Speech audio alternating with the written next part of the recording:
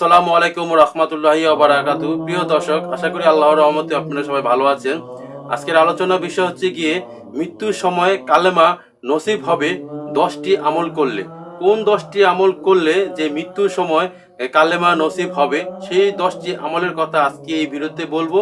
তো ধৈর্য ধরে যদি ভিডিওটি দেখেন তাহলে জানতে পারবেন যে আমলটি করলে মৃত্যুর সময়ও কালেমা, মুখ দিয়ে কালেমা বের হবে যে আমলটি করলে। তার মধ্যে একটি আমল হচ্ছে গিয়ে নিয়মিতভাবে মেসওয়াক করা। মেসওয়াক করা কিন্তু সুন্নত, সুতরাং নিয়মিতভাবে মেসওয়াক করতে হবে। প্রতিদিন সকালে হোক অথবা নামাজের আগে বা পরে হোক মেসওয়াক করতে হবে। যদি মেসওয়াক করা হয় তাহলে ওই ব্যক্তি মৃত্যুর সময় কলেমা নাসিব হবে। দুই, বেগানা নারী পুরুষ একে অন্যকে না দেখা, অর্থাৎ বেগানা নারী পুরুষ যাদেরকে দেখা জায়েজ আছে তাদেরকে দেখতে পারবেন, এবং যাদেরকে দেখা জায়েজ না তাদেরকে দেখা যাবে না। অর্থাৎ অবৈধ কোনো সম্পর্ক যদি থাকে নারী পুরুষ, তাহলে ওই নারী পুরুষ কখনোই মৃত্যুর সময় কলেমা নাসিব হবে না।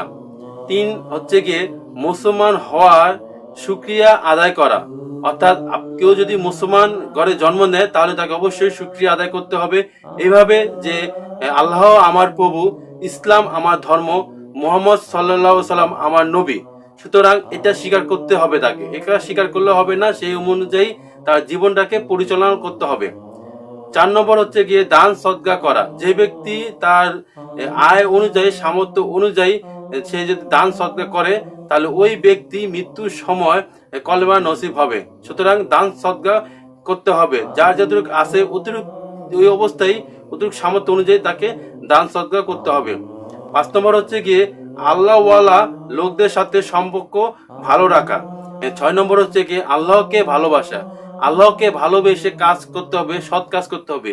যে কাজ করলে আল্লাহ রাজি খুশি থাকে ওই কাজ করতে হবে, এবং যে কাজ করলে আল্লাহ অসন্তুষ্ট হয় ওই ধরনের কাজ থেকে বিরত থাকতে হবে, তাহলেই সেটাকে আল্লাহর ভালোবাসার প্রকাশ পাবে। সুতরাং যে ব্যক্তি আল্লাহকে ভালোবেসে দুনিয়ার সকল কাজ করবে তার মৃত্যুর সময় অবশ্যই তার কলেমা নসিব হবে।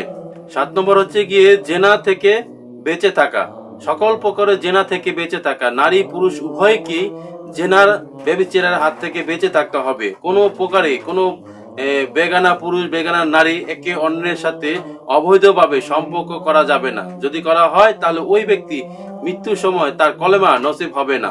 8 নম্বর হচ্ছে গিয়ে আজান সময় আজান শোনা এবং আজানের দোয়া পড়া এবং আজানের জবাব দেওয়া। যে ব্যক্তি আজান মনোযোগ দিয়ে শুনবে, আজান হলে অবশ্যই তাকে মনোযোগ দিয়ে আজান শুনতে হবে এবং আজানের দোয়া পড়তে হবে। 9 নম্বর হচ্ছে গিয়ে বেশি বেশি করে দোয়া ও জিকির করা। আমরা ফরজ ইবাদত করার পর পাশাপাশি বেশি বেশি করে জিকির আজকার করব। অনেক ধরনের জিকির আছে, যে জিকিরটা করা যায় সেই জিকির করব। ছোট ছোট জিকির থাকবে, এই ছোট ছোট জিকির করব।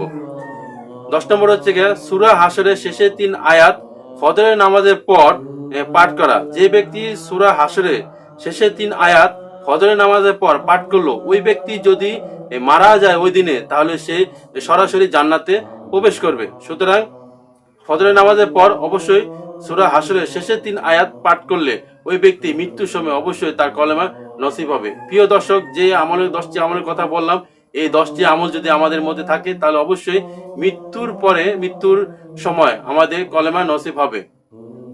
প্রিয় দর্শক, ভিডিওটি ভালো লেগে থাকলে চ্যানেলটিকে সাবস্ক্রাইব করে ভিডিওটি লাইক করে দিবেন।